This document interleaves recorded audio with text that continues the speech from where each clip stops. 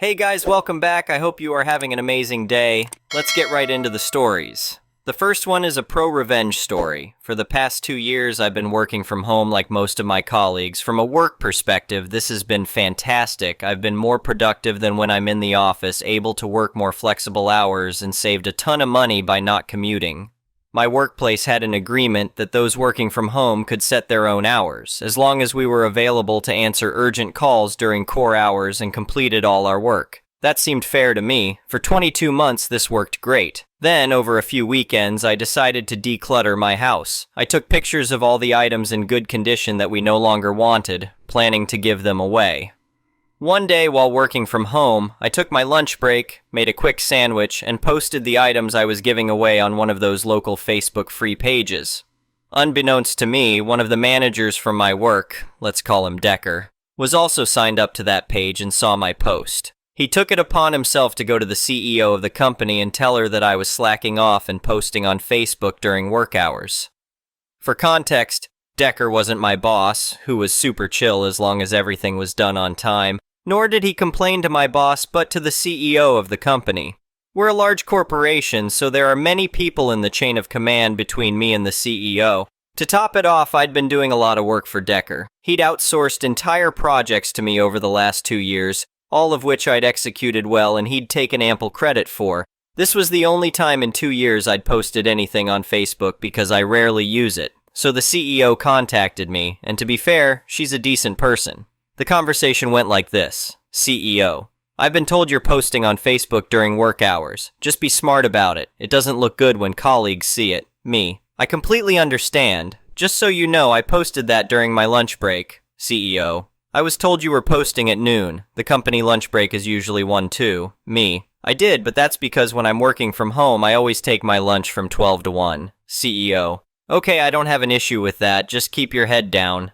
Like I said, she's a decent person. I wasn't really in trouble and the CEO didn't seem to care, but then I started to think, wait, who the hell went to the CEO with this in the first place?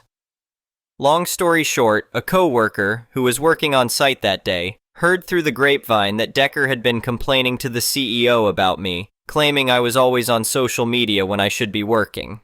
I literally only have Facebook, and I only use that for Messenger 99% of the time. Cue petty revenge. As I mentioned before, Decker liked to outsource work to me. I never minded this. The work was varied and broke up the week. Plus, my own boss didn't mind as I always had my work for him done on time. However, I never got recognition for this extra work. For 2 years I managed a sub-department completely on my own because Decker didn't have time to do it. I didn't get a penny more for it, but it was a good group of people and I enjoyed gaining management experience. Well, after this incident, every time Decker came to me with an issue, I would say, sorry, I'm super swamped, but I'll try to deal with it if I have time. The projects he tried to outsource to me, I immediately rejected, saying, I have a full plate for my actual job, and that sub-department I ran, we'll get to that. Over the next couple of months, Decker started missing his deadlines. Issues came up with existing projects that he hadn't fixed, and employees were complaining that every time they went to him with a problem, it didn't get resolved. It dawned on me at this point that I'd basically been doing this guy's job for him for years. Screw that. I set up a meeting with my boss and put forward my arguments for why I should be promoted, or really, why I should have been ages ago. I pointed to all the projects I'd successfully run, as well as the sub-department I'd managed for 2 years. He completely agreed and said he'd take it to his boss. Somehow, I don't know how, but when I went to the next meeting with my boss's boss, Decker was there too. He's on the same level in the company as my boss's boss. A little phased, but not willing to give up, I put my arguments forward to them. Decker let me finish, then proceeded to tell me that I didn't know enough about our work to manage, that I didn't have the required people skills, and then he said, and this is verbatim, besides, people here don't respect you, they respect me. I know I'm a good manager. If you really think about it, you know you wouldn't be. I forget what else was said after that, but I was completely destroyed. My boss's boss came up to me afterward and said, look, Decker's a jerk, but unfortunately he's got the approval of the higher-ups, so what he says has too much sway for me to go against him. I replied, if that's the way it is, I'm going to look for other employment. He sighed and said, I don't blame you. Q Pro Revenge. During the time it took me to look for and apply to other jobs, I had time to think about how I could get back at Decker. He'd used me for years and was now blocking my promotion. I'd already stopped working on his stuff and his projects were going from bad to worse, but I needed something more. Now, this next part could be an entire post on its own, so I've bulleted it for brevity. If you want more context, I can write it out later. I'm an accredited internal auditor for our quality systems. I asked if I could be assigned a couple of last audits before I left to help them out. I carried out these audits and, using my intimate knowledge of Decker's projects, found every single issue I could. A number of people also hate Decker and gave me more dirt on him. Someone gave me breakthrough information that Decker had been forging signatures and bypassing multiple company procedures to make his KPIs look better. I wrote up the report with tons of evidence attached and sent it off. The report got flagged at the highest level because of what it showed. Decker got dragged over the coals. I wish I could say this story ends with Decker getting fired and having to sell his body on the street for scraps, but obviously using all the connections he had, he kept his job.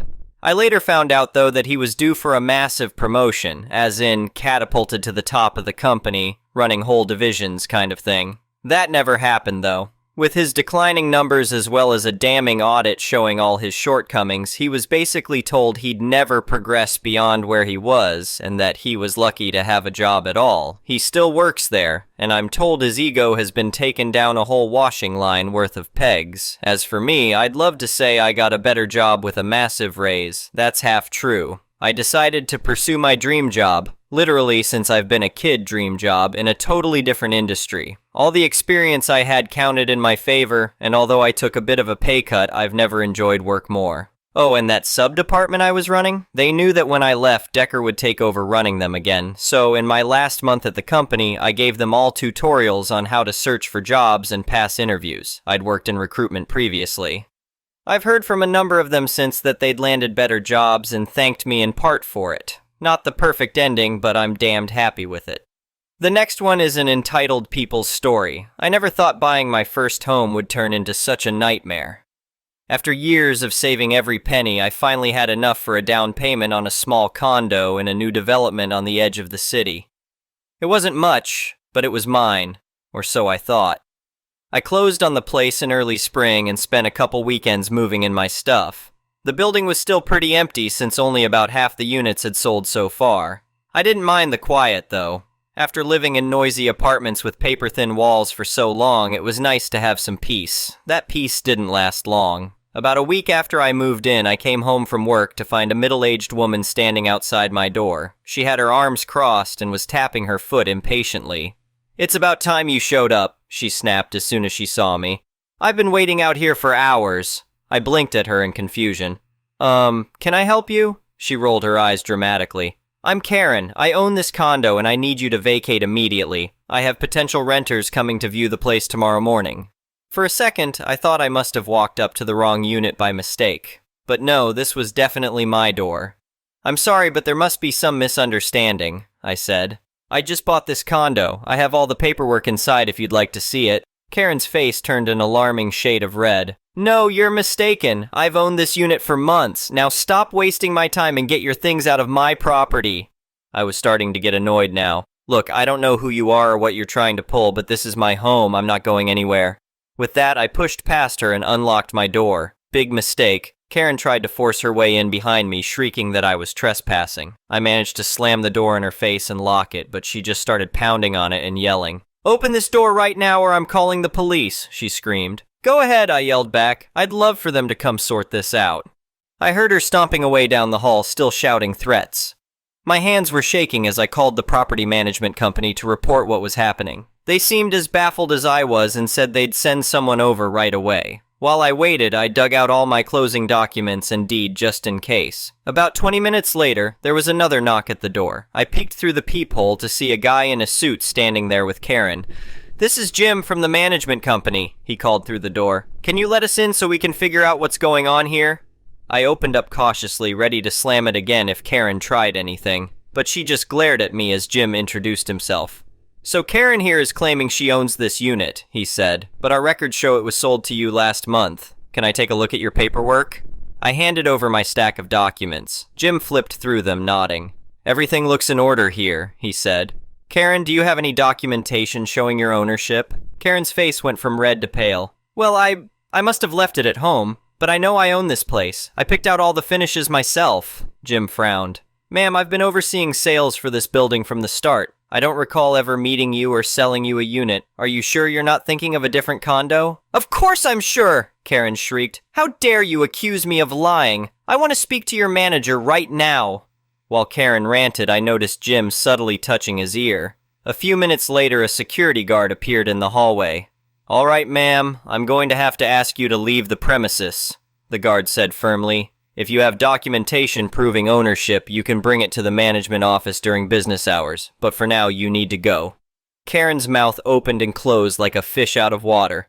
For a second, I thought she might actually explode, but then she spun on her heel and stormed off, still yelling about lawsuits and calling the cops. I sagged against the doorframe in relief. Thank you both so much. I was starting to think I was going crazy. Jim shook his head. I'm so sorry about this. I've never seen anything like it in all my years doing this job. We'll increase security patrols for a while to make sure she doesn't come back. Please call us immediately if you have any more trouble. I thought that would be the end of it. How naive I was. The next day I came home to find an eviction notice taped to my door. It looked official at first glance, but reading it closely, there were a bunch of misspellings and it was signed by Karen as the property owner. I called Jim again to report it. He sighed heavily. I was afraid of this, he said. Karen showed up at the office this morning with a crudely forged deed. When we told her it was obviously fake, she screamed at everyone and stormed out. We've got building security on high alert now. Sure enough, Karen tried to get into the building several more times over the next few days. She attempted to tailgate residents through the front door and even tried to climb in through a first-floor window at one point. Each time, security caught her and escorted her out. About a week later, there was a knock at my door. I tensed up, worried it was Karen again. But when I checked the peephole, I saw 2 police officers standing there. They explained that Karen had filed a complaint claiming I was squatting in her condo. I showed them all my paperwork and explained the whole saga. They quickly realized Karen was the one causing problems, not me. We'll go have a chat with her, one officer said. This kind of harassment is not okay. You might want to consider filing for a restraining order if it continues. I thought that might finally be the end of it. Karen had tried management, fake eviction notices, and now the police. Surely she'd give up now that the authorities were involved, right? Wrong. A few days later, I woke up to the sound of someone fumbling with my door lock. I crept out of bed and peeked around the corner to see the door slowly opening.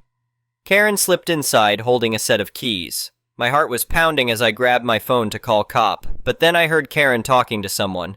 Hurry up, we don't have much time, she hissed. Just start grabbing anything valuable and we'll sort it out later. That's when I realized she had brought someone to help her rob me. I was not about to let that happen. I stepped into view, phone held up. Smile, Karen, you're on camera. She whirled around, eyes wide with shock. Her accomplice, a scruffy-looking guy, immediately bolted out the door. You can't be here, Karen sputtered. This is my condo. Save it for the police, I said, hitting dial on my phone. They're on their way now. Karen tried to run, but I blocked the doorway. You're not going anywhere this time. When the cops arrived a few minutes later, they found me sitting calmly on the couch while Karen paced around ranting about how the place was rightfully hers. Ma'am, we've been through this before, one officer said wearily. This is not your property. Now you're breaking and entering an attempted burglary based on what we heard on the cop call. You're under arrest. As they led Karen away in handcuffs, she was still yelling about suing everyone. I slumped onto my couch in exhaustion. What a mess. The next few weeks were a blur of police statements, restraining order paperwork, and beefing up my home security. Karen ended up pleading guilty to several charges to avoid a trial. She got probation and mandatory psychiatric treatment. I later found out that Karen had been pulled similar stunts at other new buildings around town. She had some kind of delusion that she owned properties she had only viewed during construction. The treatment seemed to help because I never saw her again after that. It was a crazy way to start homeownership, but I refused to let Karen ruin it for me. This was my condo, and I wasn't going to let anyone take that away. Now, when I come home each day, I feel nothing but pride in what I've worked so hard for. And maybe just a little bit of satisfaction knowing Karen is out there somewhere, hopefully getting the help she needs, far, far away from my home. The next one is a petty revenge story. I was driving home one evening, maybe 8:30 at night, and my phone chimed in my pocket. It was the generic notification. I figured I had a calendar reminder for something. I got home and checked my notifications to see an email from chess.com telling me welcome to chess.com and saying I could verify my account via the email. Given that I was driving and generally have no real interest in having another account for something, I figured someone was using my email address as a throwaway. So I logged in, and realized the person who created the account was using it to farm up XP and levels. I'm not super clear on the leveling system in chess.com, but I assume more games won means more levels. They had their own account that they were playing against. So I changed the password and logged out of all devices. Now I have a chess.com account that I didn't sign up for, but I changed the name to something snarky, and the profile picture to the aliens meme. I've never used it, but I'm not letting anyone else have it.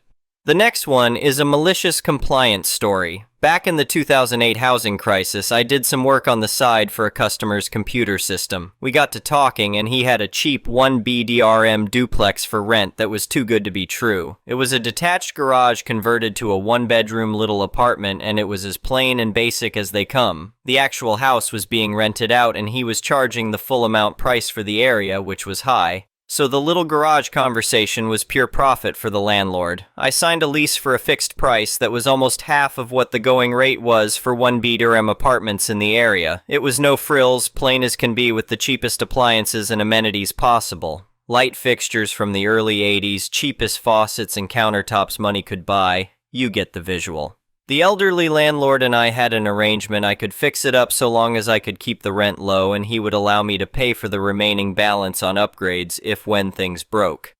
Years go by and I'm still in this 1BDRM garage conversation and making progress on updating the features. Kitchen faucet is gone, new fancy sprayer head faucet with a bar-style glass cleaner installed. Old toilet replaced with an water-saving tank and bidet installed. 80s lights are gone, LED smart home fixtures installed. Around 7 to 8 years go by and my rent is still half of the normal going rate for the area, and my landlord is happy with our arrangement. Sadly, he has a heart attack and surgery saves his life. He is no longer able to maintain his active lifestyle and hands the reins of being a landlord to a property management company. This company is as shady and money-hungry as they come. They get a percentage of the monthly rent for their role in taking over the landlord's duties. They immediately hate me and my rental agreement from the start. The month they take over, my rent goes up the maximum limit of 10% plus 5% the cost of living increase for 1 year. I'm not happy with this, as this is a significant bump in my costs. I suck it up, but as a silent protest, I stopped making upgrades to the house that first year. The 12 months later exactly, I get a notification that my rent will increase another 10% plus 5% cost of living increase. This is yet another blow to my finances, but I can't really complain as my rent is still well below the average cost for the area. Another 12 months and another 10% plus 5% cost of living, followed by another the following year. This whole time I had been saving a good portion of my paychecks as a down payment for a house, but these rent hikes were hurting my ability to set aside money for this purpose. My landlord was not happy with the property management company he hired, but couldn't get out of his contract because they were doing maintenance and facility repairs like clockwork. COVID hits, and I had been in this place for 12 years by this point. My rent was still under the average for the area, but not by much. Seeing as this was now just a crappy 1BDRM apartment, I was looking for houses to buy to get me out of this rent gouging arrangement I was in. Right at the peak of the COVID scare in 2020, a pipe burst in the kitchen and floods the floors, ruining the crappy cabinets, the carpets, and the furniture I had nearby. I had renter's insurance that covered most of the costs to what I had lost. Not the nicest furniture, but my couch was a total loss. My desk, entertainment center, and my speaker were severely damaged.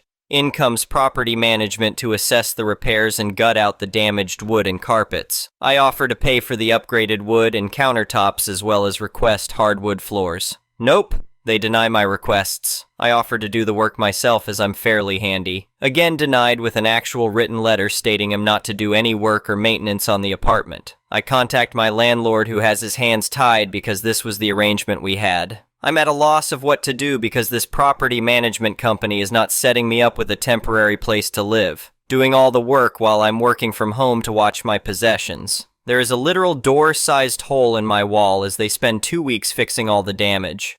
They throw out my upgraded faucet, which was undamaged and worked perfectly fine, the upgraded sink, the light fixtures, the tile work I had done, the bathroom faucet, which wasn't even part of the floor damage. They then removed an outlet originally part of the apartment to save on costs. I was pissed at them and complained via letters, via phone calls, and talking to the maintenance supervisor. It took 2 full months to do all the repairs, and at the end they sent me a notice that my rent was going up due to some loophole in the neglect the apartment was in and not reported. I was done with this bullcrap, and I pooled my resources, called in all the favors I could, and found the house I wanted. I gave 30-day notice to leave at the end of my lease, along with an invoice of all the repairs I made to the apartment over the 12 years I was there. I attached a copy of my original lease agreement, a copy of all photos I took of before and after repairs I made, a bill of the costs, and a request of a refund of the past 6 months of additional rent hike due to neglect, like they stated in the letter. I had a running tally with all the receipts, work performed, and the cost of not being allowed to live in motel during the work being performed to over $9,700.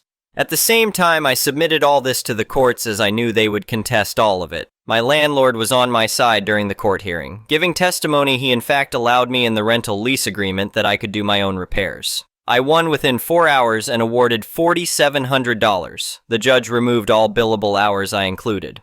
Judge was harsh to the lawyer for the property management, saying his client must obey the law and put a tenant up for housing during construction. Nearly 4 years later, I finally got my lump sum, including penalties and late fees, which totaled up to $7,500. Sadly, my old landlord passed away, and his properties passed to his son, who immediately fired the property management company sometime early last year. Thank you for watching. I would really appreciate it if you could like the video and subscribe to our channel if you haven't already. We'll see you again tomorrow.